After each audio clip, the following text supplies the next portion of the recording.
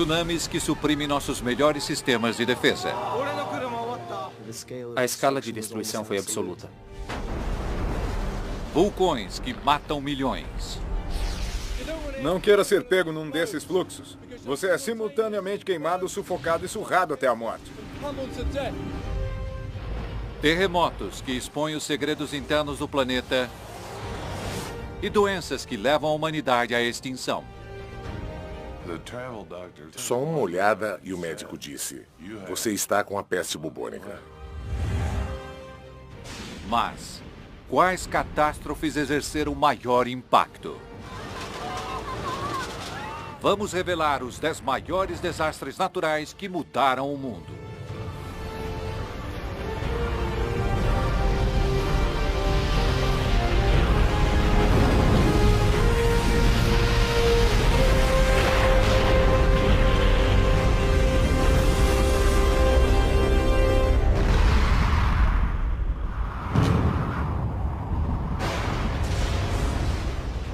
Um desastre natural.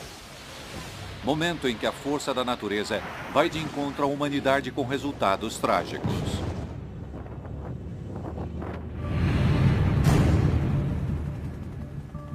Juntamente com alguns dos maiores especialistas do mundo, fizemos uma lista dos 10 desastres mais devastadores de todos os tempos. 2, 1. Desastres são classificados pela magnitude, pelo legado, pelo número de mortes e pelos custos econômicos dos estragos que causam.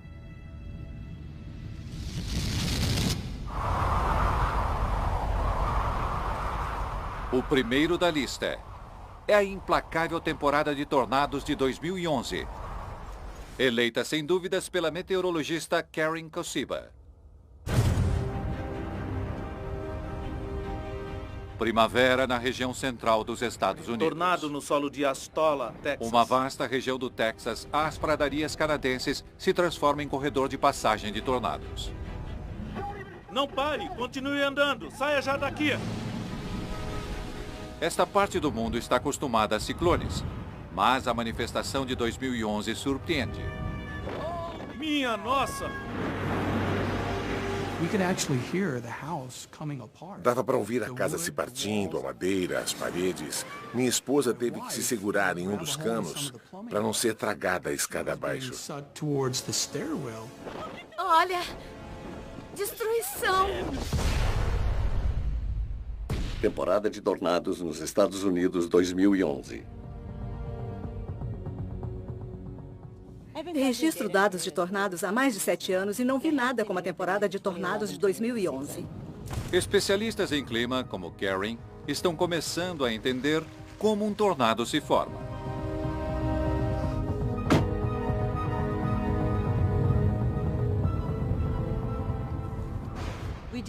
Sabemos o que é preciso para formar as tempestades que produzem tornados. São necessários principalmente 3 ingredientes. Em primeiro lugar, uma massa de ar muito instável. Também um cisalhamento do vento, ou seja, vários redemoinhos altos na atmosfera. E em terceiro, é preciso um gatilho, algo que inicie essas tempestades. Em 2011, os 3 fatores se unem para criar um perfeito celeiro de tornados. No início de abril, um sistema frontal imenso se forma a sudeste dos Estados Unidos, produzindo uma série de ciclones.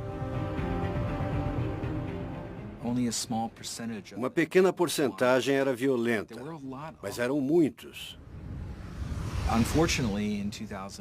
Infelizmente, em 2011, os tornados violentos assolaram cidades grandes, e foi aí que tivemos as maiores adversidades, com mortos e feridos. 25 de abril. Início de uma sequência de tempestades que gerarão 343 tornados em menos de uma semana, matando 321 pessoas. Uma das manifestações mais fatais da história dos Estados Unidos. Uma manifestação colossal de tornados provavelmente é pior que se pode ter. Em 27 de abril, um tornado impetuoso arrasa Tuscaloosa, Alabama. Um tornado grande e violento se aproxima do centro de Tuscaloosa. Vá para um local seguro imediatamente. A velocidade do vento de aproximadamente 300 km por hora faz 65 mortos. A destruição, em alguns casos, foi total e completa. Após os terríveis eventos de abril de 2011, maio começou misteriosamente sossegado até 22 de maio, quando um tornado gigante se forma. Em seu caminho, Joplin, Missouri. Minha filha veio do quarto dizendo: a mãe da minha amiga falou de um tornado. Temos que nos proteger. O morador de Joplin, Tim Bartle, cresceu no corredor dos tornados. Mas até mesmo ele é pego de surpresa pela violência da tempestade. Em minutos, sirenes começaram a soar. Está chegando aqui! Liguem as sirenes! Estou avisando! O tornado passa arrasando os bairros a sudoeste de Joplin. Não pare! Não importa o que aconteça, continue andando! Restando poucos segundos, Tim Bartle e sua família se abrigam. Quando fui descer para o porão, o canto da cozinha estava se partindo. Entre aqui! Entre no banheiro! No banheiro! Vamos! Dava para ouvir o som. As pessoas diziam que parecia uma locomotiva. Parecia uma dúzia.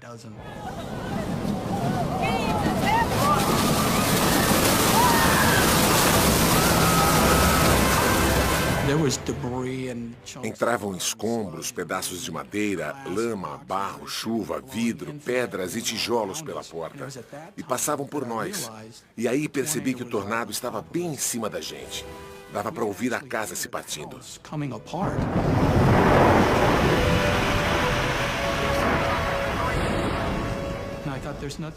Pensei que não havia nada entre nós e o tornado, apenas 2 centímetros da madeira do chão. E claro, minha família estava chorando histericamente. Amo vocês. Amo todos vocês. Amo vocês.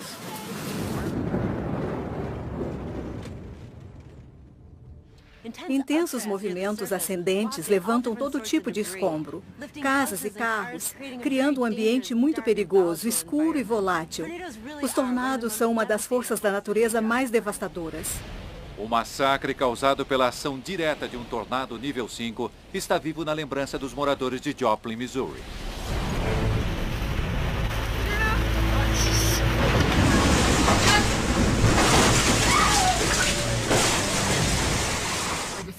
O sul de Joplin foi arrasado. Casas pelos ares, pessoas jogadas longe, com certeza mortos e feridos. Tudo se foi, se foi. Eu não sabia a gravidade, mas tínhamos sobrevivido à incidência direta. Inacreditável. Vejam as casas. Foi quando vi pela primeira vez o que havia acontecido. Com ventos a mais de 320 km por hora, a energia liberada é equivalente à detonação de uma bomba de 10 toneladas. Tem alguém aí? Olá! Vem aqui, querida. Venha. A casa não existia mais, a cozinha tinha sido destruída e havia partes de outras casas na nossa cozinha. E no meio do entulho, dava para ver um braço aqui, uma perna ali.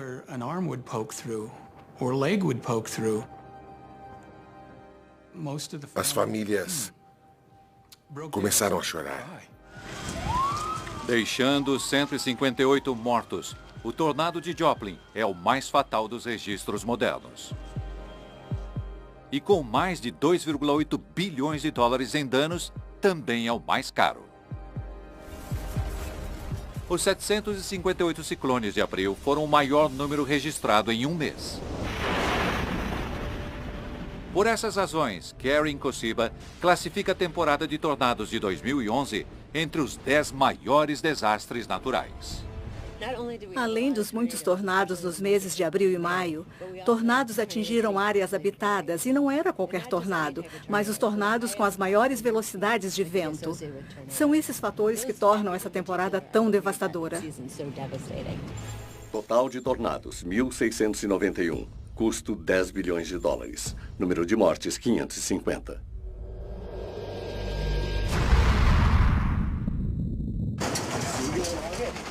Março de 2011. Um terremoto gigante balança o mundo no próprio eixo. O epicentro, 65 quilômetros da costa do Japão. No Japão, há tremores quase toda semana e uma incrível tecnologia para prevê-los. Minutos após o terremoto, um tsunami enorme é detectado correndo em direção ao litoral norte do Japão. O que se segue deixa o mundo abismado.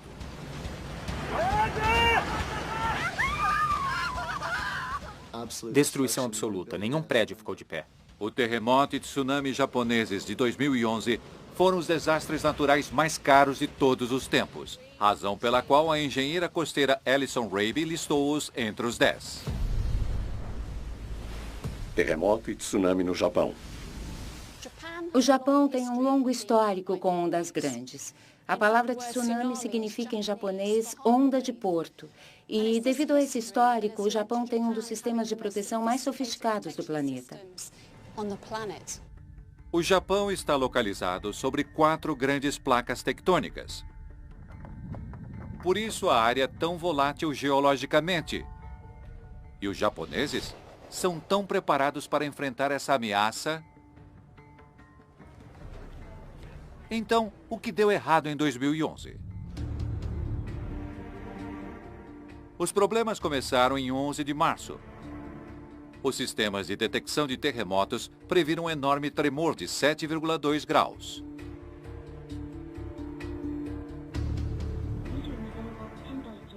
Avisos foram emitidos.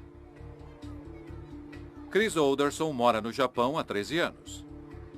E aprendeu a encarar esses tremores como parte da vida. Terremotos são tão comuns que as pessoas não se preocupam muito. Alguns são tão pequenos que nem são comentados. Outras pessoas prestam alguma atenção, comentam rapidamente com os colegas e voltam ao trabalho. Às 2h46 da tarde, o terremoto começa.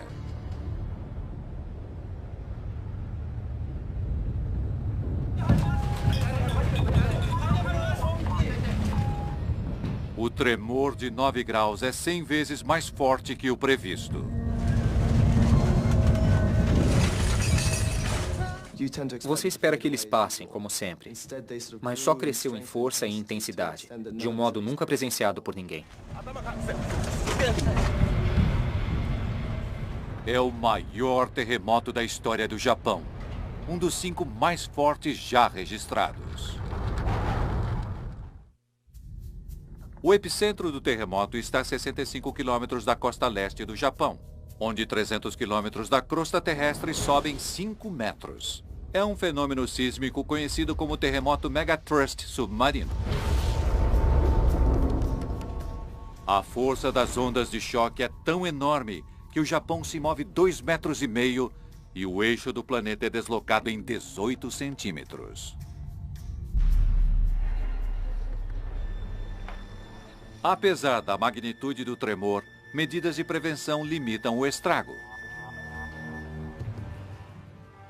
O povo japonês é muito educado com relação ao comportamento durante esses desastres. Embora houvesse preocupação, não havia o pânico esperado. Tudo indica que a tecnologia protegeu os japoneses.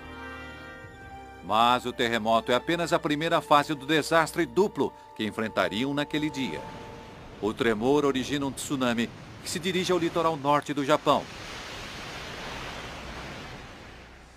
Alison Raby está estudando porque os eventos de 2011 se transformaram em um dos piores desastres do tipo, a ponto de ficar entre os 10. Vamos simular um megatrust usando esta prancha articulada aqui, que representará a extremidade da crosta que se eleva nesse tipo de ruptura. Essa placa vai saltar repentinamente e levantar uma enorme massa de água. 3, 2, 1.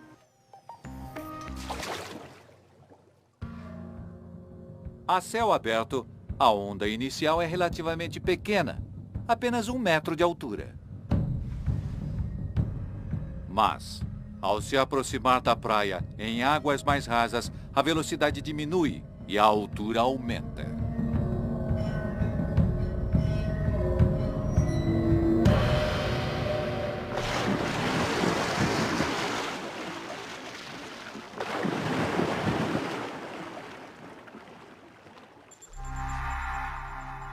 Consciente de que terremotos podem causar grandes ondas, o Japão tem um sofisticado sistema de alerta de tsunamis. No Japão, quando há um tsunami, alertas são automaticamente gerados e enviados a celulares e canais de TV. Na mesma hora, as pessoas ficam sabendo. No litoral nordeste do Japão, as pessoas começam a evacuar as áreas ou se dirigir a abrigos indicados.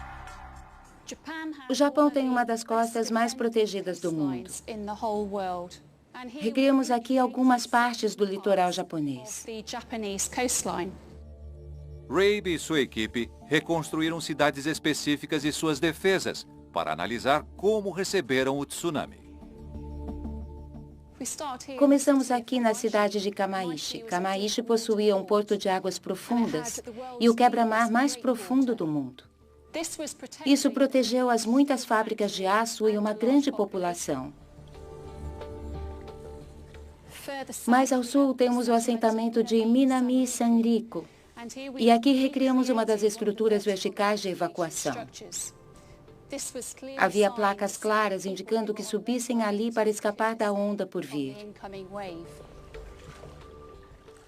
E depois passamos para as planícies costeiras. Havia muros de sustentação de concreto e atrás uma floresta de pinheiros, tudo para proteger o assentamento. Os japoneses se prepararam para um risco calculado. As fortificações são projetadas para aguentar ondas de, no máximo, 12 metros de altura. Mas o tsunami que vem é um monstro que chega a 40 metros.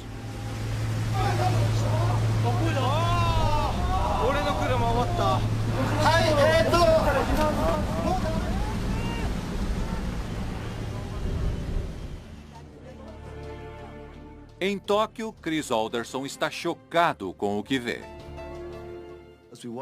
Vendo as imagens de centenas de milhares de pessoas perdendo as casas e sendo arrancadas de suas vidas cotidianas, foi algo que nenhum de nós compreendeu. Ellison Rabe recria o tsunami em miniatura.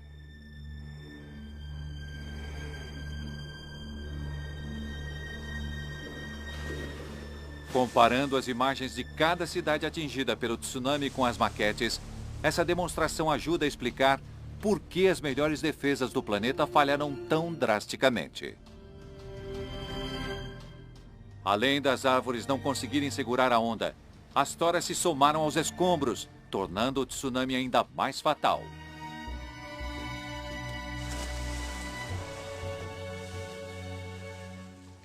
O abrigo em Minami Sanriku permaneceu intacto, mas muitos abrigos semelhantes estavam próximos demais da praia. Mais de 100 terminaram submersos.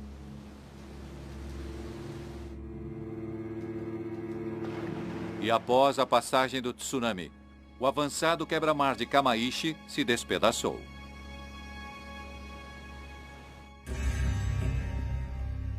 Para ajudar as vítimas, Chris Alderson foi ao norte alagado. Saímos da nossa vidinha cotidiana na cidade grande e viajamos para o que parecia o cenário de um filme pós-holocausto de ficção científica. Vimos pessoas arrancadas de suas casas, a magnitude da destruição e da morte. Havia um barco no meio da cidade e um caminhão grande no telhado de uma fábrica. Parecia outro mundo. Foi difícil acreditar que essa era a nova realidade. E o desastre fica ainda pior, quando um reator inundado da usina de Fukushima Daiichi derrete.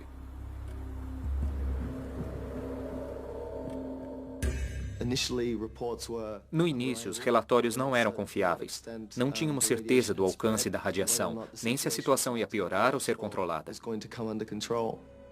Graças à coragem dos funcionários da usina, a situação foi controlada.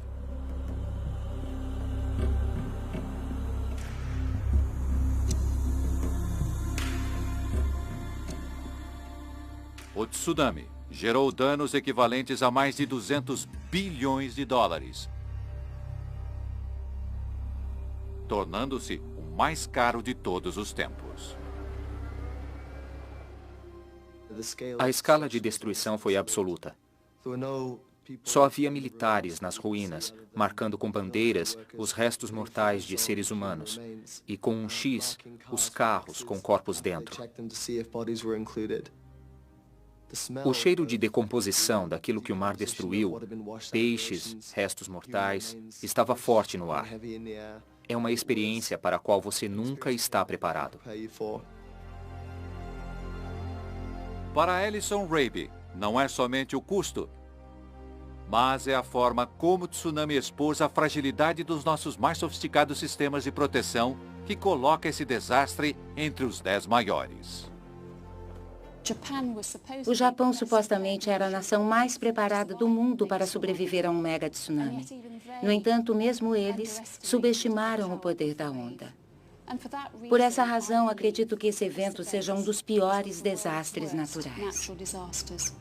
Propriedades danificadas, mais de 1 milhão. Custo, mais de 200 bilhões. Número de mortes, 15.883.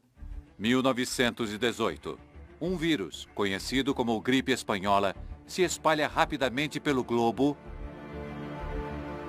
dizimando todos os países onde chega. O vírus mata por volta de 30 milhões de pessoas em menos de 6 meses. 100 anos depois, seus descendentes letais se tornam uma das maiores ameaças que já enfrentamos. O CDC está trabalhando em uma vacina. We are closely monitoring the emerging cases of swine flu in the United States. A velocidade com que a gripe espanhola mata milhões é a razão pela qual o virologista Dr. Mike Leahy indicou-a como um dos 10 maiores desastres naturais. Gripe espanhola.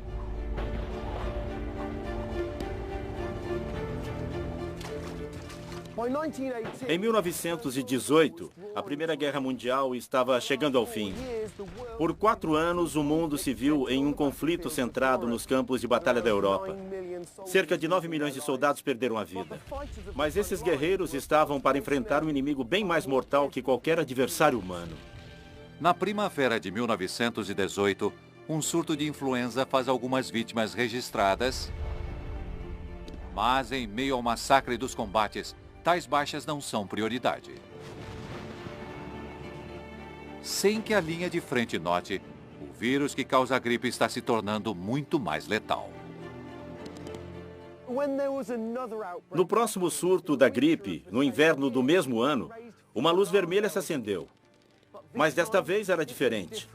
O desenvolvimento da doença era preocupantemente rápido, com algumas mortes nas primeiras 24 horas. Até mesmo os médicos preparados para a guerra se assustaram com essa morte terrível. Os pulmões de muitas vítimas continham tanto líquido que eram comparados pelos patologistas aos pulmões dos afogados. Era o início de uma pandemia que afetaria praticamente todos os países do mundo e deixaria dezenas de milhões de mortos. Nos países em guerra, as notícias sobre o surto eram limitadas. Mas a doença foi muito divulgada na neutra Espanha, ganhando o nome de gripe espanhola. Leahy acredita que as condições nas trincheiras podem dar pistas sobre sua origem. O surgimento de novas doenças virais pode ser frequentemente provocado por interações entre grandes números de pessoas e animais, como porcos. Quando humanos são infectados por um vírus de gripe animal, uma cepa totalmente nova do influenza pode ser criada. Daí vem os nomes gripe suína e gripe aviária. Não é difícil de imaginar o surgimento de um novo vírus durante a Primeira Guerra Mundial, quando grandes quantidades de soldados se alojavam próximo a animais, geralmente na presença de gases que poderiam ser mutagênicos. Em um grupo abarrotado de homens, a doença se espalha. No exército americano, 1 milhão de homens se contaminam com o vírus. Mas a epidemia nas trincheiras é só o começo. Em 11 de novembro de 1918, a paz é declarada. As tropas retornam e involuntariamente espalham a doença por todo o globo, causando uma pandemia. Celebrações em massa aceleram a transmissão e cerca de 1 bilhão de pessoas, metade da população do mundo na época, se infecta. Um dos aspectos mais assustadores da epidemia de 1918 foi a maneira como derrubava os mais jovens. A mortalidade entre 15 e 34 anos era 20 vezes maior que as outras gripes. Por que a gripe espanhola era tão fatal para quem era supostamente mais saudável? Compreender como o vírus ataca o corpo pode ser a resposta. A questão da gripe espanhola e de outras pandemias é que o sistema imunológico ataca o revestimento do pulmão e líquidos e fluidos vazam. As pessoas começam a se afogar nos próprios fluidos. Devia ser horrível de passar por isso e de observar também. Há muitas descrições na literatura médica de pacientes ficando lentamente azuis. Enfermeiras e médicos já sabiam que esse era o fim. E não era exclusividade dos mais fracos e velhos, muito pelo contrário. Com certeza. Ser jovem e saudável contribuía, porque o que causava o dano aos pulmões era, em parte, o sistema imunológico e a chamada tempestade de citocina. O sistema imunológico começava a prejudicar os pulmões, o que permitia a entrada de líquidos e fluidos e o literal afogamento. Os vírus, descendentes da gripe espanhola, ainda arrebatam vidas no século XXI. Em 2009, a gripe suína H1N1 mata mais de 500 mil pessoas, levando a Organização Mundial da Saúde a dar o alerta de pandemia mais alto. A gripe suína é apenas uma das muitas doenças que remontam ao surto da Primeira Guerra Mundial. Outras doenças podem ter feito mais vítimas, mas nenhuma com tal velocidade. Em 12 meses, a gripe espanhola tomou a vida de 20 a 100 milhões de pessoas. Potencialmente, 10 vezes mais que o número de mortes de soldados durante 4 anos de guerra. Nos Estados Unidos, a epidemia reduziu a expectativa de vida em 10 anos. São estatísticas assustadoras que colocam a gripe espanhola na lista dos maiores desastres naturais. Contaminação global. Pessoas infectadas, 1 bilhão. Número de mortes, até 100 milhões.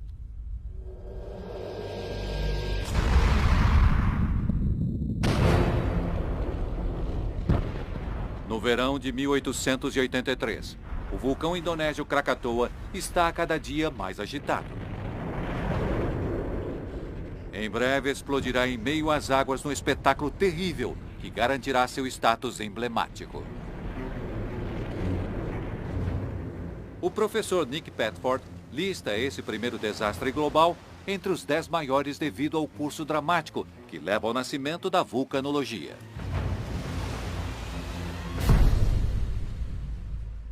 Krakatoa.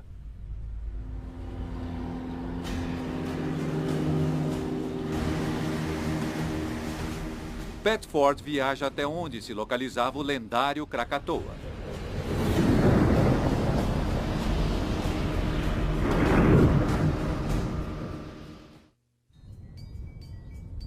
Anak Krakatau é um dos lugares com maior atividade vulcânica do planeta.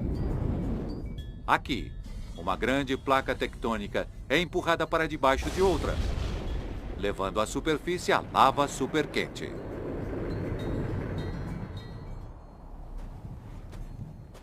Desde os anos de 1950, o vulcão cresceu, em média, 4 metros por ano.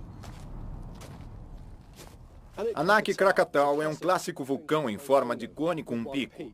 Mas em 1883, o vulcão Krakatoa continha 3 picos separados. As pessoas achavam que eram 3 pequenos vulcões. Grande equívoco, porque debaixo desses vulcões havia apenas uma câmara de magma que, quando entrou em erupção, liberou energia suficiente para explodir toda a ilha.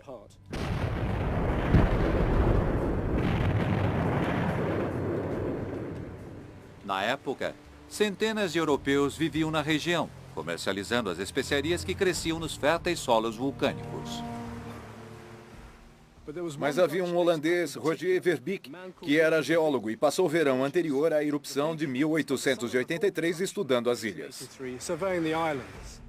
O relatório de Verbeek teve papel crucial no estabelecimento do legado do Krakatoa. Domingo, 26 de agosto de 1883. A calma da manhã é perturbada por uma grande explosão atrás da outra. Pistas de como a erupção de 1883 podem ser observadas em Anak Krakatau, que foi assolada com enormes bombas de lava. Esta peça é grande, tem o tamanho de um carro. E ao meu redor há 2 ou 3 bombas semelhantes. Mas em 1883, com Krakatoa em plena erupção, o céu deve ter ficado cheio de centenas de bombas como esta, voando não apenas metros, mas dezenas de quilômetros. Literalmente caiu uma chuva de fogo. Às 2 da tarde, uma nuvem negra, 3 vezes maior que o Monte Everest, surge do vulcão. Sabemos através dos relatos de testemunhas oculares as consequências imediatas. O céu escureceu, o dia virou noite porque muitas cinzas e poeira foram jogadas na atmosfera. Mas os efeitos foram sentidos muito além da Indonésia. As pessoas falavam de um pôr-do-sol estranho, com cores vivas, em Londres, Paris e Nova York. Tudo isso tinha a ver com a erupção vulcânica de 1883. 27 de agosto, 5 da manhã. 4 erupções monstruosas rasgam o vulcão. A força da explosão é 13 mil vezes maior que a da bomba lançada em Hiroshima. O som gerado é o mais alto registrado na história. Jorram das erupções explosivas bilhões de toneladas de rocha pulverizada, cinzas escaldantes e gás que corre para longe do vulcão. Calcula-se que esses fluxos piroclásticos têm força suficiente para escalar mais de 800 metros, 2 vezes o tamanho do Empire State. Talvez esperassem que o fluxo piroclástico fosse contido ao atingir o mar, por causa da água, mas não é o caso. Algumas vezes, se forte e quente o suficiente, o fluxo piroclástico pode atingir o mar e continuar viajando. Forma-se uma fumaça diante do fluxo que o protege da água. Sabemos que foi o caso na erupção de 1883, porque naquela manhã, os moradores de um vilarejo chamado Kitimbang se reuniram para assistir ao espetáculo. Em minutos, a massa super rápida e quente de escombros cruza 40 quilômetros de água em direção a Ketimbang. Provavelmente a última coisa que viram foi um fluxo piroclástico surgindo das ondas. Não queira ser pego num desses fluxos. Você é simultaneamente queimado, sufocado e surrado até a morte pelas pedras. Cerca de 1000 moradores de Ketimbang morrem instantaneamente. E o desastre ainda não acabou. Durante os últimos espasmos, o vulcão Krakatoa ruiu no oceano. A queda gera um tsunami de proporções épicas, que viaja a 320 km por hora. Em seu caminho, o pequeno assentamento javanês de Anjer. Na costa oeste de Java, um farol holandês, muito semelhante ao que existe hoje, eleva-se sobre as construções ao redor. Construído para suportar as piores condições climáticas. Mesmo com o tsunami se aproximando, o guarda e sua família decidem permanecer no farol para garantir sua operacionalidade. Em uma construção como esta, de aço reforçado, devem ter se sentido protegidos, até da onda mais poderosa. Mas além do poder da onda, há enormes pedaços de rocha do fundo do mar. Quando a onda bateu, tinha 40 metros de altura. São 130 pés, mais ou menos a altura que estou agora. A onda levantou do fundo do mar montes de corais e atirou-os contra a lateral do farol. Apesar de reforçado por uma viga de aço, o farol desabou.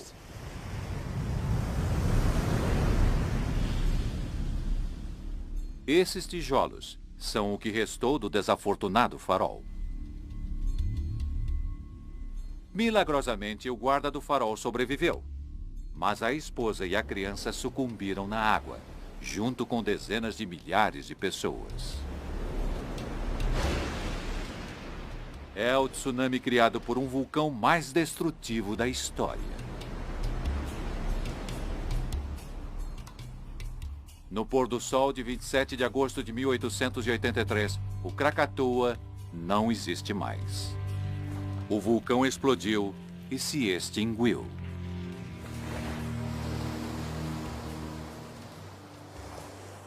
Além da erupção vulcânica espetacular, o Krakatoa é importante por outras razões. Pouco antes da erupção, cabos telegráficos submarinos haviam sido colocados entre Jakarta e o resto do mundo. Quando houve a erupção, as pessoas puderam acompanhar em tempo real como faríamos hoje pela internet. Nesse sentido, o Krakatoa foi o primeiro desastre global registrado. O geólogo holandês Roger Verbeek também exerceu um papel crucial na elevação do status do Krakatoa. Após a erupção, o relatório dele foi tão criterioso que serviu de base para uma nova ciência, a vulcanologia. Por essas razões, o Krakatoa está entre os 10 maiores desastres naturais de todos os tempos.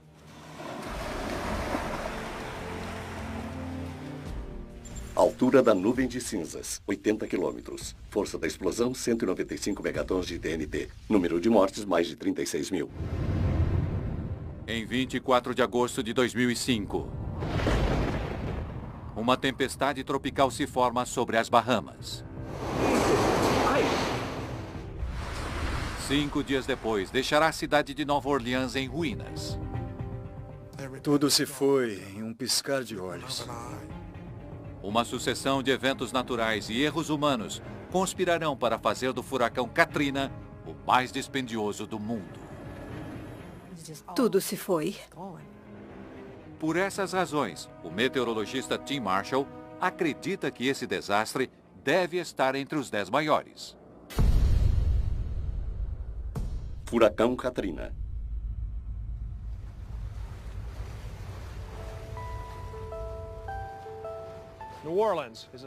Nova Orleans é uma cidade cercada por água. Há 300 anos, era apenas um assentamento na barragem do rio Mississippi, muito acima do nível do mar. Mas, com o passar do tempo, expandiu-se pelos pântanos, mangues, e hoje as pessoas vivem abaixo do nível do mar na maior parte da cidade. Com grandes áreas da cidade abaixo do nível do mar, as pessoas estão especialmente vulneráveis aos furacões. Não são apenas os ventos fortes que tornam esses sistemas frontais tão perigosos, mas a massa de água que é jogada, chamada maré de tempestade. Muitas mortes em furacões se dão por afogamento. No dia 24 de agosto de 2005, o Centro Nacional de Furacões está rastreando a tempestade tropical que se tornará o Katrina. Quando o Katrina se formou, não havia nada de excepcional. Até aquele momento era muito semelhante aos outros. A tempestade repentinamente se intensifica para a categoria 1. Nossa conduta naquele momento foi tratá-lo como um furacão normal, como muitos que já vimos. Como todos os furacões, o Katrina se forma quando uma massa de ar quente sobe do mar e cria ventos fortes e nuvens carregadas de umidade. Alimentado pelas águas extraordinariamente quentes do Golfo do México, o Katrina cresce rapidamente e vira um furacão poderoso. No Centro de Meteorologia, o Katrina toma conta das telas. As imagens de satélite revelaram um olho enorme. Nesse momento ficou claro que estávamos lidando com um furacão categoria 5. Os dados apontam que o Katrina atingirá Nova Orleans em menos de 24 horas. Tínhamos que começar a emitir alertas e pronunciamentos. Ordena-se que todos evacuem a área imediatamente. Quem pode, foge. 1 milhão de pessoas deixam a cidade. Mas muitos não têm condições de sair. Stanley e Betty Stewart moram no Baixo Distrito 9. Decidimos que não tínhamos condições financeiras de ir a lugar nenhum. Escolhemos ficar, rezar e torcer pelo melhor. Éramos 13 pessoas em praticamente 2 cômodos. Ficamos de cócoras. Mais de 100 mil pessoas ficaram para trás, esperando o que a natureza mandaria. Cobrimos então a porta com toalhas para impedir que a água pudesse entrar. Com um longo histórico de furacões, Nova Orleans é cercada por 560 quilômetros de diques de proteção. Diques são feitos de barro e areia. O problema é que, em todas essas extensões de diques, alguns eram altos e outros baixos. Então estavam afundando. Para piorar, os diques não foram projetados para suportar um furacão da intensidade do Katrina. 29 de agosto, 6 horas e 10 minutos da manhã, chega o furacão Katrina, com velocidade de 210 quilômetros por hora. Com ondas de até 8 metros de altura, é a maior tempestade a castigar a costa do Golfo dos Estados Unidos. Nova Orleans é inundada. Ouvíamos as ondas passando por cima do telhado. Quem ficou preso ali não sabe o que fazer. Não entrem em pânico. Mantenham as crianças abaixadas. Meu irmão olhou para mim e eu disse: temos que rezar, porque o que vemos parece ser o nosso último dia no planeta. 2 da tarde, os moradores do Baixo Distrito 9 têm um problema grave. Está tudo inundado por aqui. Estamos com muitos problemas, muitos problemas. Algumas pessoas naquele momento estavam debaixo de 6 metros de água. Alguns amigos que ficaram em casa perderam a vida. 30 de agosto. O furacão vai embora. Os principais meios de comunicação estão fora de serviço. Nos perguntávamos se éramos apenas nós ali ou se tinha sobrado mais alguém.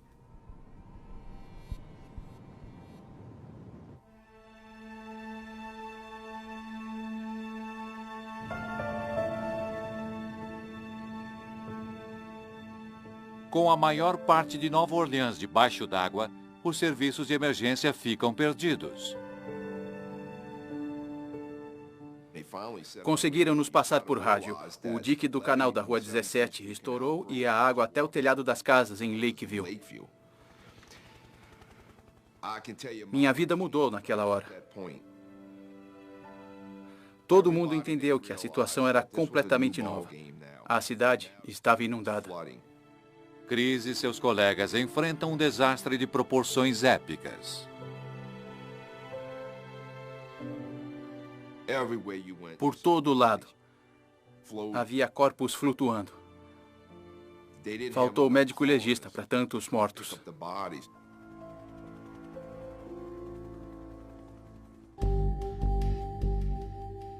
Os sobreviventes estão acampados no Superdome e no centro de convenções. As condições no centro de convenções estavam insuportáveis. As pessoas achavam que o abrigo teria luz, comida, roupas ou água, mas não havia nada. As pessoas foram literalmente abandonadas nas ruas. As mais de 46 mil pessoas não tinham opção a não ser se virar. As pessoas morriam por falta de recursos. Nós pensávamos, meu Deus, será o fim do planeta? Será o fim da vida?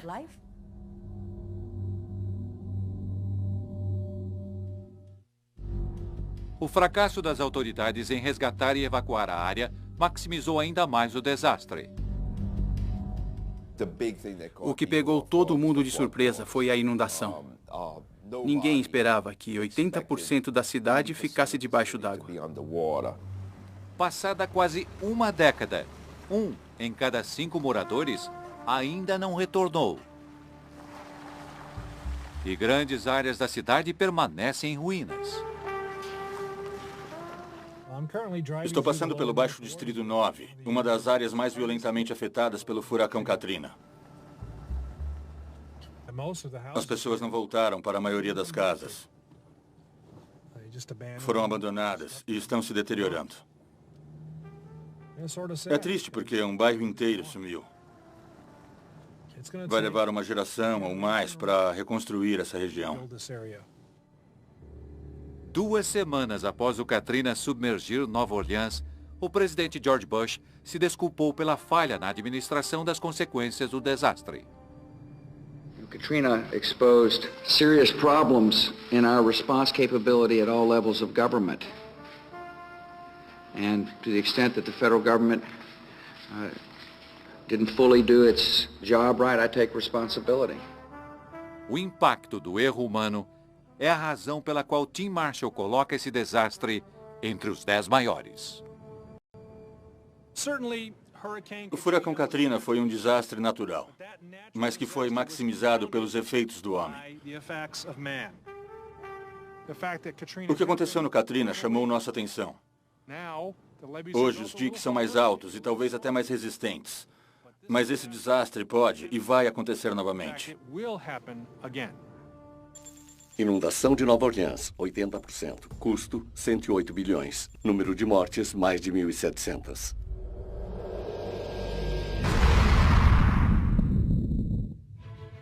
A Terra era assim no fim da última era glacial. O hemisfério norte coberto de gelo. A Europa praticamente irreconhecível. Mas evidências sugerem que o mapa mundi está prestes a ser redesenhado por um mega dilúvio de proporções bíblicas. O oceanólogo Simon Boxall fica fascinado com a ideia de uma enchente que alterou o planeta e a indicou para a lista dos 10. A grande enchente. Esse desastre começa há 10 mil anos, no final da última era glacial. Uma geleira gigantesca cobrindo a área que hoje é o Canadá está derretendo. Com o degelo, forma-se um vasto lago de água doce, maior que o Texas. Certo tempo, a água foi contida por um paredão de gelo. Mas há 8.500 anos, esse gelo cedeu, despejando essa massa de água colossal nos oceanos de todo o mundo. O impacto nos níveis do mar, que já se elevavam, foi drástico. Subiram de 1 a 2 metros em um curto período de tempo.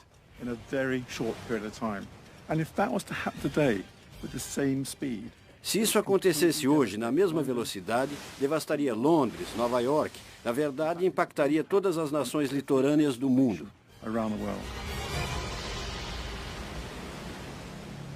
E no passado, a elevação do nível das águas que se espalharam pelo planeta também pode ter levado a um desastre. Porque, segundo alguns estudos, a área hoje coberta pelo Mar Negro era lar de uma das maiores populações da época. Há 9.000 anos, aqui havia um vale enorme que dava em um lago de água doce gigantesco. Havia vários assentamentos, fazendas, uma população de mais de 100 mil pessoas. Mas tudo isso mudou com a enchente.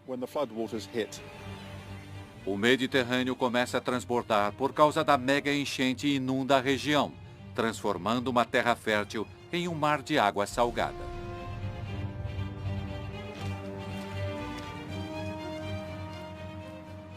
Simon Boxall se encontra com Konstantin Tcherev, que em 2011 participou de uma pesquisa no Mar Negro que o levou a uma descoberta surpreendente. Quando escaneamos o fundo do mar, encontramos uma formação muito incomum. Um tipo de morro circular pouco comum no Mar Negro. Então decidimos mandar uma sonda para pegar uma amostra. Ao examinar cuidadosamente a amostra, os cientistas fizeram uma descoberta inesperada. Minúsculos pedaços de madeira. Quando analisamos a madeira e datamos com carbono, descobrimos que era de 9.000 anos atrás. De onde acham que veio?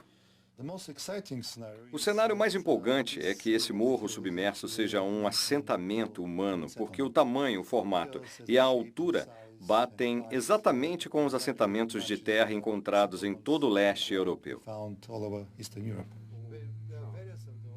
Cherev está certo de que a área que hoje está debaixo de 90 metros de água já foi terra firme. Tenho certeza absoluta disso. Para saber mais sobre o povo que habitava a região quando houve a enchente, Simon Boxall teve raro acesso a um incrível achado arqueológico.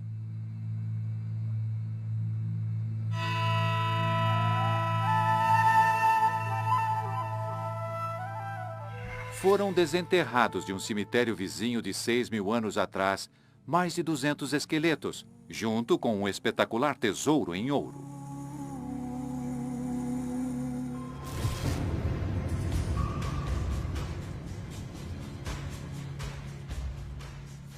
O especialista Risto Smolenov acredita que joias feitas com tamanha precisão são prova de uma civilização avançada. Por exemplo, estes são dois objetos em ouro, separados e muito diferentes. No entanto, se encaixam perfeitamente. Isso é mais do que se espera de uma cultura de 7.000 anos. É uma supercultura. É incrível ver a precisão das medidas em uma cultura tão antiga. Risto acredita que essa supercultura vivia na passagem da mega enchente.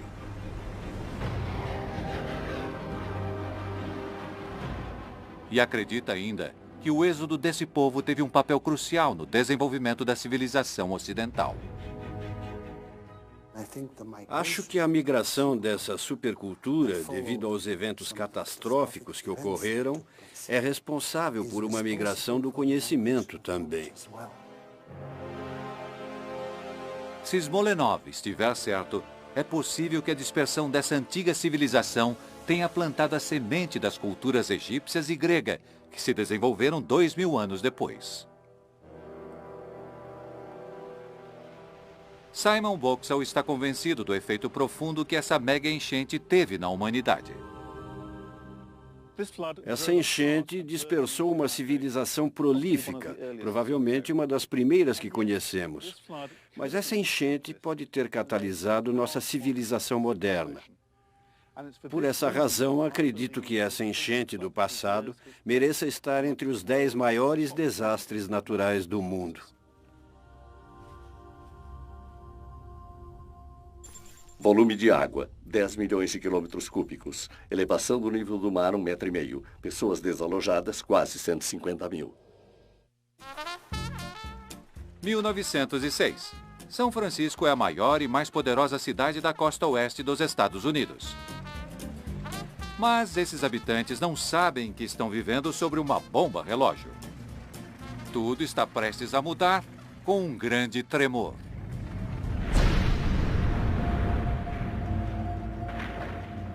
O sismólogo Thomas Jordan elegeu entre os 10 maiores esse evento, que sacudiu a Terra porque ajudou a desvendar os segredos internos do nosso planeta e revolucionou nosso entendimento sobre como podemos nos proteger dessas forças letais. Terremoto em São Francisco, 1906.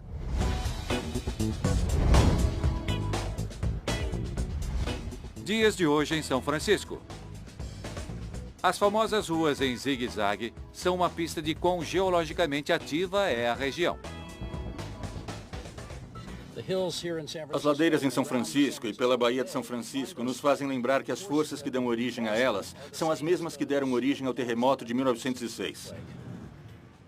Na época, é claro, que as pessoas não compreendiam que esta linda topografia estava relacionada a terremotos. Isso se tornaria evidente em 18 de abril de 1906.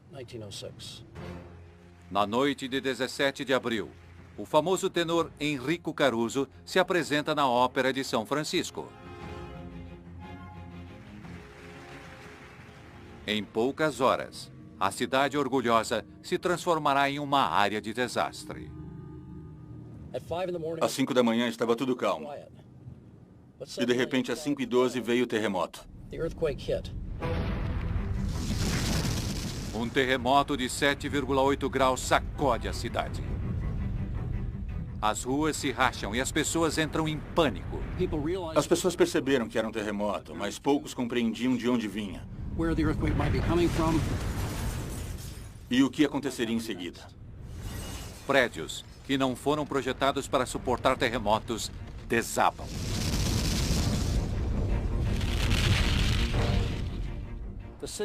A prefeitura era o maior prédio a oeste do rio Mississippi. O que os homens levaram 25 anos para construir, o terremoto destruiu em 2 minutos.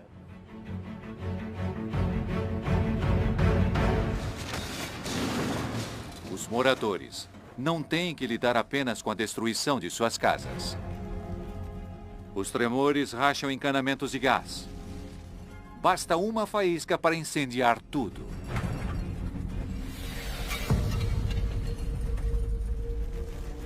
Em poucas horas, o inferno consome São Francisco. Provavelmente se iniciaram 50 incêndios nessa região de São Francisco, que se uniram para formar uma fogueira gigantesca que consumiu, só no primeiro dia, todo o centro comercial da Market Street. E as chamas se espalharam no segundo e terceiro dia, a oeste e norte, até Fisherman's Wharf. Durante aqueles 3 dias, a cidade foi praticamente destruída pelo fogo. Após 3 dias, o fogo se extingue sozinho, deixando um cenário de destruição total. 80% da cidade está em ruínas. Mas o que houve em seguida é o que coloca o terremoto de 1906 entre os 10 maiores desastres. 3 dias após o terremoto de 1906, antes mesmo dos incêndios de São Francisco se extinguirem, George Pardee, governador da Califórnia, nomeou uma comissão especial para estudar o terremoto e aprender com o ocorrido. Ficou a cargo do professor Andrew Lawson e sua equipe, da Universidade de Berkeley, conduzir o primeiro estudo abrangente sobre um terremoto. O relatório de Lawson, em 2 volumes, representa um avanço incrível no entendimento de como os terremotos funcionam. Na época, se pensava que a falha geológica que fica próxima a São Francisco tivesse sido causada pelo tremor. Mas o relatório de Lawson confirmou que era exatamente o contrário. Ele culpou a falha de San Andreas pelo desastre de 1906. É uma revelação que ajudou geólogos como Alan Lester a compreender melhor o mecanismo dos terremotos. O desastre do terremoto de 1906 acabou sendo um grande aprendizado para os geólogos sobre como as grandes falhas, como a de San Andreas, se movem. Falhas transcorrentes como a de San Andreas têm a capacidade de produzir muita tensão e estresse dentro da Terra. É como pegar um graveto e envergá-lo, deformando-o cada vez mais. Se essa força for aliviada, o graveto volta, é elástico. Mas há um ponto em que, se a força for grande demais, ele se quebra.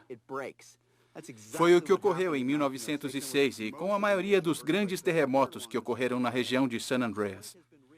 Chegou a um ponto em que a Terra não suportou mais a tensão criada e quebrou. Graças ao relatório de Lawson, hoje podemos identificar zonas de grande risco e construir prédios pensando na segurança. Para Thomas Jordan, essa habilidade de superar os perigos de um terremoto remonta ao nascimento da sismologia moderna. No meu ponto de vista, o terremoto de 1906 é o mais importante porque aprendemos, pela primeira vez, fatos importantes sobre a ocorrência dos terremotos. E com esse conhecimento, esperamos conseguir evitar o tipo de destruição que São Francisco viu naquele dia terrível. Magnitude do terremoto, 7,8. Desabrigados, 225 mil. Número de mortes, 3 mil.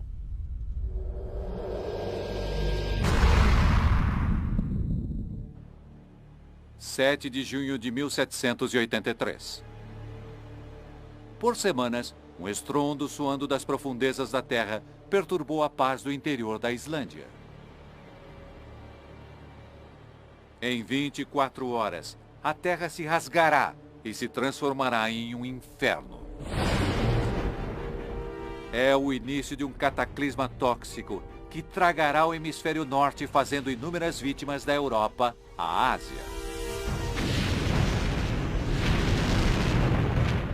Embora esse desastre seja relativamente desconhecido, o vulcanólogo Thor Thordarson o classifica como a erupção vulcânica mais fatal de todos os tempos e o elenca entre os 10 maiores. Erupção na Islândia, 1783. Localizada bem na dorsal mesoatlântica, onde duas grandes placas se encontram, a Islândia é um dos locais mais vulcânicos do planeta. Em 1783, as placas estavam especialmente agitadas. Ao se separarem violentamente, uma rachadura de 30 quilômetros, conhecida como fissura de Lake, se abre na superfície terrestre. Ao longo de sua extensão, 130 crateras efervescentes jorram bilhões de toneladas de rocha fundida. E continuará assim por 8 meses ardentes. É a maior erupção na Terra dos últimos 500 anos. O que faz do Lake um dos grandes da história. Com a erupção do Lake, mais de 40 bilhões de toneladas de lava jorram da fissura, suficiente para tragar uma cidade do tamanho de Chicago. Normalmente, quando a lava é exposta ao ar, se resfria e solidifica, o que limita a distância alcançada. Mas a lava do Lake conseguiu viajar por centenas de quilômetros graças a um sistema subterrâneo. Com o guia local Bjorn Jarsson, Thor explora os vestígios da rede subterrânea, conhecida como tubos de lava. Essas cavernas se formam quando as camadas mais extensas de lava criam uma crosta que protege o fluxo das rochas fundidas do ar frio. Vejam isso. O nível do rio de lava aqui e aqui em cima, parte do teto está derretendo. Dá para ver as gotinhas caindo. Isso mostra como esse ambiente era quente, como a lava e os gases acima da lava são quentes. Para formar isso, tem que ser 1.100 graus Celsius. Este é o segredo dos longos fluxos de lava. Quando a lava é transportada por esse tipo de sistema, permanece fluida e quente por todo o caminho, até sair do sistema de transporte. Viajando pelos tubos, a lava do Lake percorreu 60 quilômetros antes de voltar à superfície.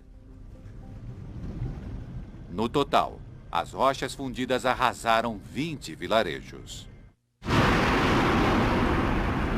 O Lake também libera milhões de toneladas de cinzas e gases tóxicos, contaminando o solo e as plantações. 3/4 das ovelhas da Islândia e mais da metade de toda a criação morrem. E as pessoas também.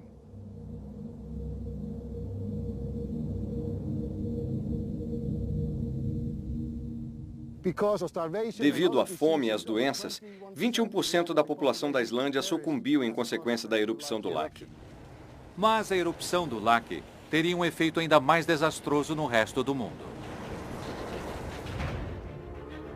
Embora remotos, os vulcões islandeses podem produzir consequências à distância, como provado por eventos recentes. A nuvem do Lake tomou boa parte do hemisfério norte, carregando algo muito mais letal que apenas cinza. Mais de 120 milhões de toneladas de dióxido de enxofre foram emitidos e reagiram com a atmosfera, produzindo aerossóis sulfúricos. Os aerossóis bloquearam o calor do Sol, derrubando a temperatura global.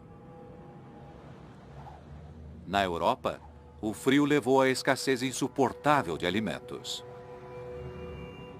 Alguns especialistas acreditam que isso motivou camponeses famintos a se revoltarem na França, o que levou à Revolução Francesa de 1789.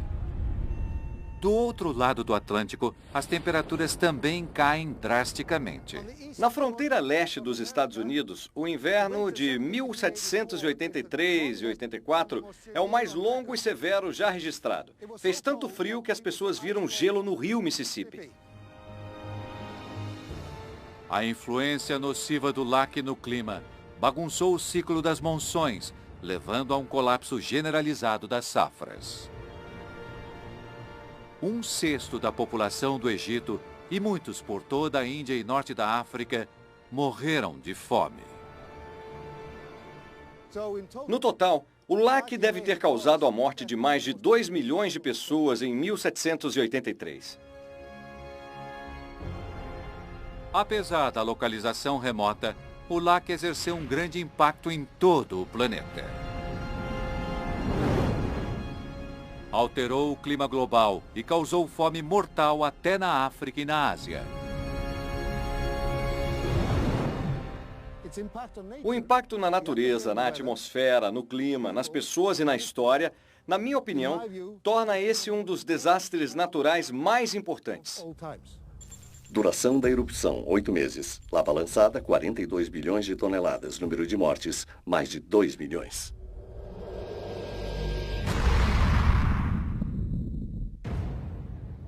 – 26 de dezembro de 2004. Turistas relaxam nas praias do Oceano Índico.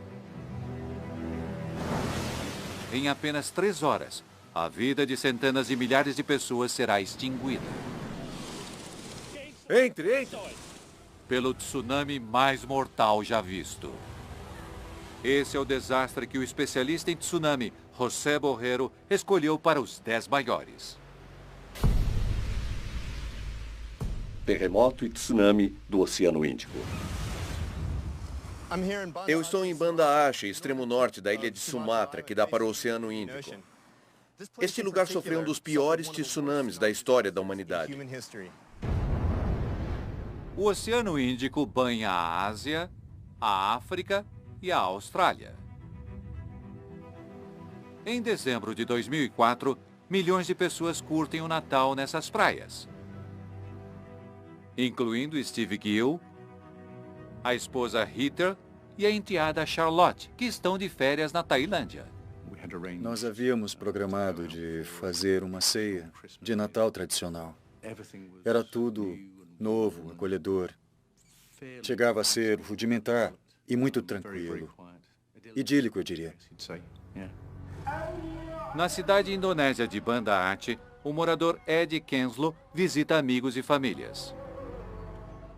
Fui dormir na casa de um amigo e a casa desse amigo era próxima da casa da minha irmã. Às 8 da manhã do dia 26 de dezembro de 2004, tudo mudou. Próximo à praia, onde a placa australiana entra embaixo da placa eurasiana, mais de 1000 anos de estresse tectônico foram liberados em questão de segundos.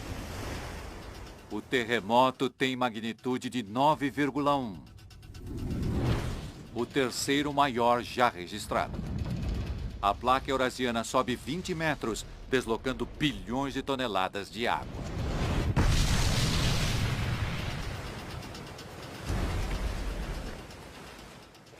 A onda resultante viajou a leste para a Tailândia e Indonésia e a oeste para a Índia e Sri Lanka. E no caminho do tsunami estavam milhões de pessoas. Chegando a 800 km por hora, o tsunami levará 30 minutos para atingir a costa de Sumatra. Cerca de 1 hora depois, chegará à Tailândia. Apesar de terem sentido o terremoto, sem nenhum sistema de alerta de tsunami, as pessoas no litoral do Oceano Índico não se atentam para a ameaça. Vi prédios destruídos e, claro, ficamos com medo, mas não sabíamos que tinha sido um tsunami. Para quem está de férias na Tailândia, o primeiro sinal do desastre iminente é a estranha visão do oceano desaparecendo. A baía ficou vazia. Eu só vi as pedras. Até o Yacht Club e do outro lado também. Não havia mais nada. Uma das imagens mais marcantes e dramáticas do tsunami de 2004 foi o recuo do mar, deixando toda a orla exposta. Esse fenômeno se chama descida e é causado pelos deslocamentos tectônicos próximos à praia. Com uma parte da placa erguida, outra parte, mais próxima do litoral, afunda, e a água preenche esse buraco, causando o recuo do mar. Se as pessoas tivessem percebido que esse era um sinal do tsunami, talvez mais vidas tivessem sido poupadas.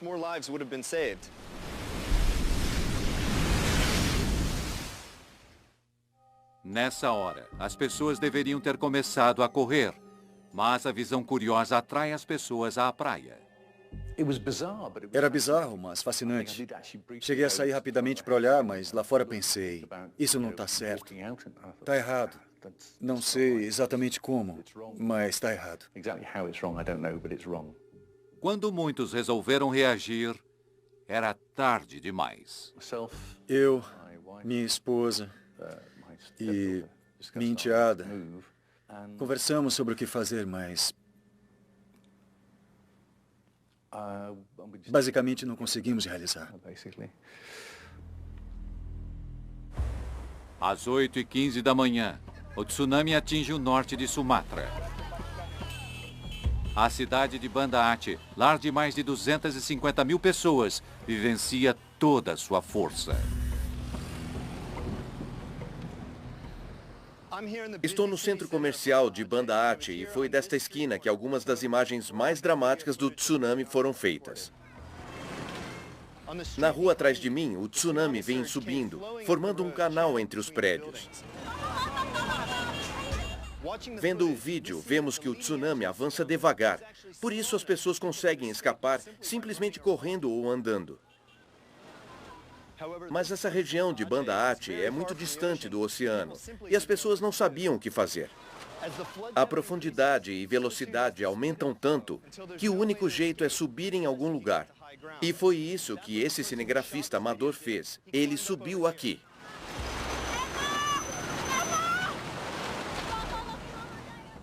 E sobreviveu. Entretanto, milhares de pessoas naquele dia não conseguiram subir e morreram nas ondas. Cheia de bilhões de toneladas de escombros, a onda é um ariete incontrolável. Ed Quenslow é um dos muitos que se protegeram na Grande Mesquita. Vinham materiais como ferro, pedras, rochas, camas, camisetas, motos, carros. Havia pessoas no meio daquela água e todo tipo de material.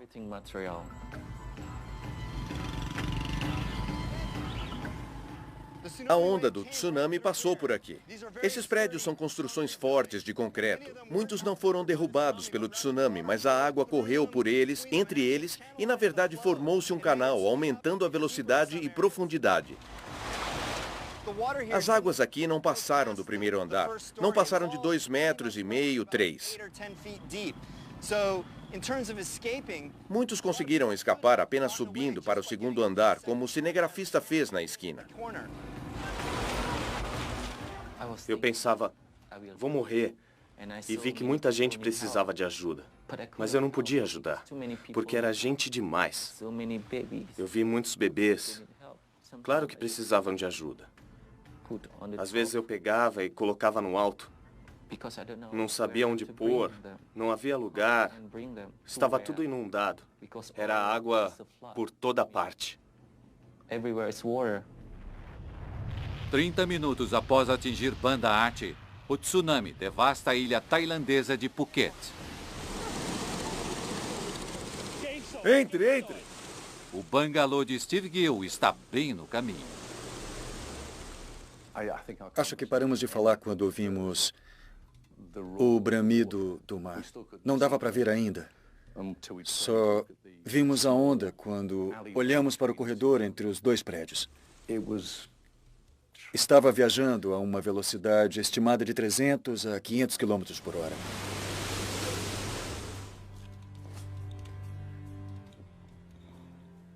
Isso foi... A paisagem foi coberta pelas águas 9 metros de altura.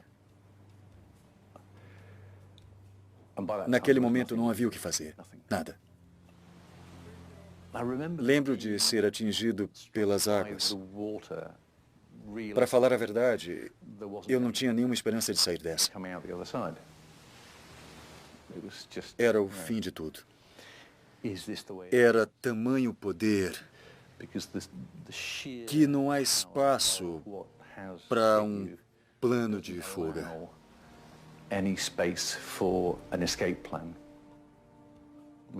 Não há planos para o futuro.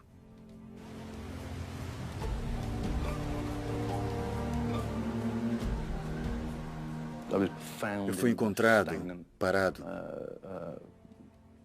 em meio aos destroços, a uns 500 metros. Embora logo tenha encontrado a enteada, Steve nunca mais veria a esposa viva.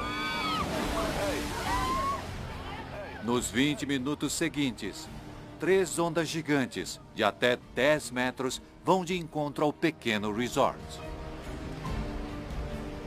1000 toneladas de água invadindo cada metro de litoral. Praia a praia, onda a onda, o tsunami traz morte e destruição. Na Tailândia, faz mais de 5.000 mortos e 3.000 desaparecidos. Na Indonésia, o tsunami acabou com Banda Aceh. Eu não conseguia entender por que eu perdi meu melhor amigo.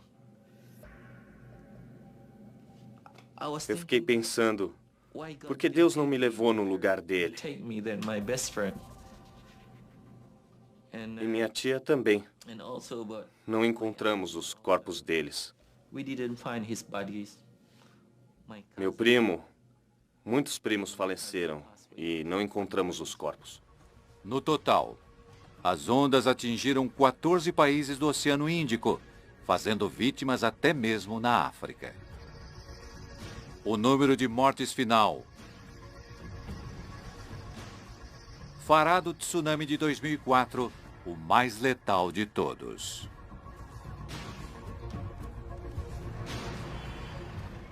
Passada uma década, as ruas de Banda Aceh estão cheias, como sempre.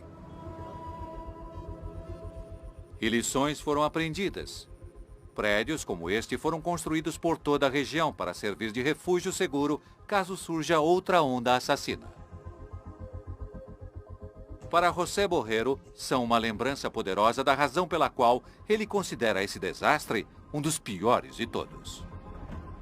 A combinação de um terremoto excepcionalmente grande e um tsunami que causou um número de mortes tão devastador em tantos países torna o tsunami do Oceano Índico de 2004 um dos 10 maiores desastres naturais. Magnitude do terremoto, 9.1. Desabrigados, mais de 1,5 milhão.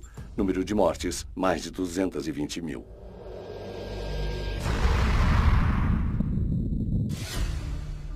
O ano é 1348.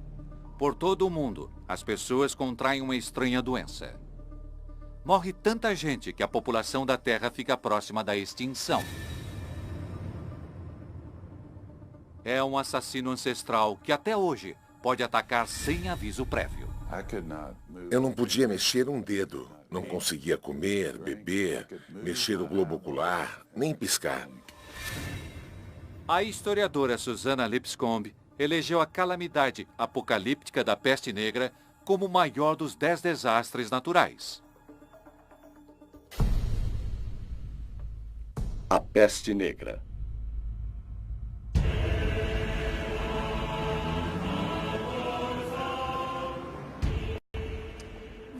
O ano é 1348. Um dos mais extraordinários e, para historiadores como eu, um dos mais fascinantes episódios da história mundial está prestes a ocorrer.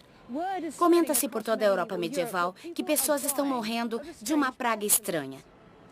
Chegando à Inglaterra, estava em Londres, e a grande população de Londres não podia fazer nada para contê-la.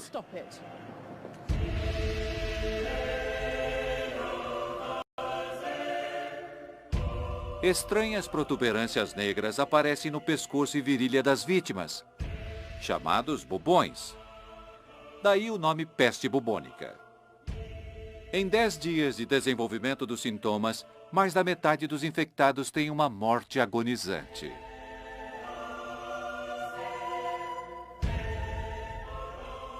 Mas a peste bubônica não é uma doença que ficou no passado.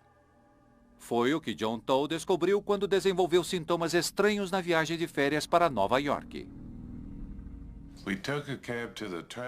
Pegamos um táxi e fomos ao médico do seguro. Eu já estava tão mal que não conseguia sentar na cadeira da sala de espera. Eu me deitei no chão. Só com uma olhada, o médico disse: "Você está com a peste bubônica." Com a condição piorando rapidamente, John e a esposa Lucinda correram para o hospital. Naquele momento, eu já estava totalmente passado. Sugeriram que eu fosse colocado em coma induzido. Lucinda e eu conversamos um pouco. Achamos que seriam 2 ou 3 dias. Acabaram sendo 90 dias.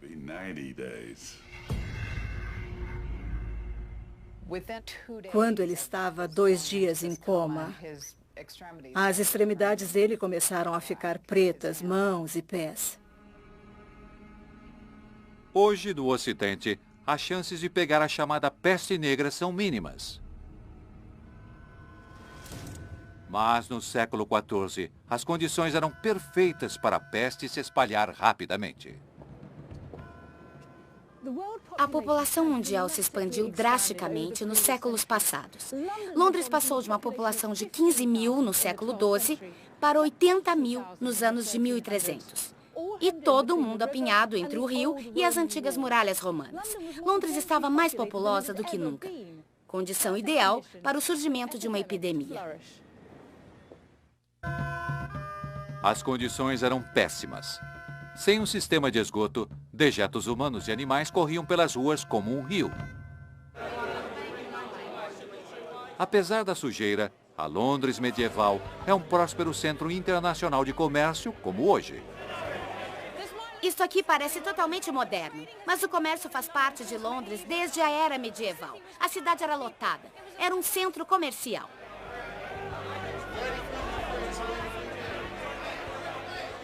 Devido à demanda por sedas e especiarias, surgiu o comércio internacional. Londres estava cheia de importações exóticas e pessoas de todo o mundo. Além de mercadorias e pessoas, Londres também estava recebendo algo indesejado, algo trazido ao litoral inglês. O comércio internacional abre portas para um novo visitante estrangeiro. O rato preto asiático, que prolifera nas ruas imundas de Londres. No dorso desses ratos, pulgas, que hoje sabemos, carregam no estômago a bactéria da peste, Yersinia pestis. Mas no século XIV, sem o conhecimento da origem da peste, as pessoas estão indefesas a essa ameaça invisível. Quando a doença chegou, se espalhou por essa população amontoada e fez um enorme estrago.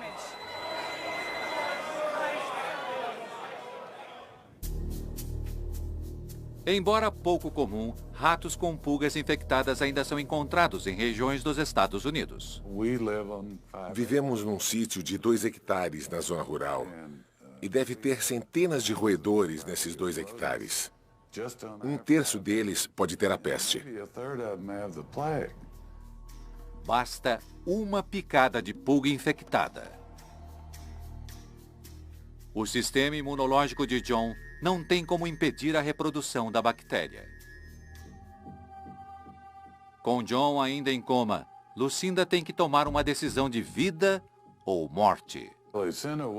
A Lucinda me acordou dia 14 ou 15 de janeiro e disse: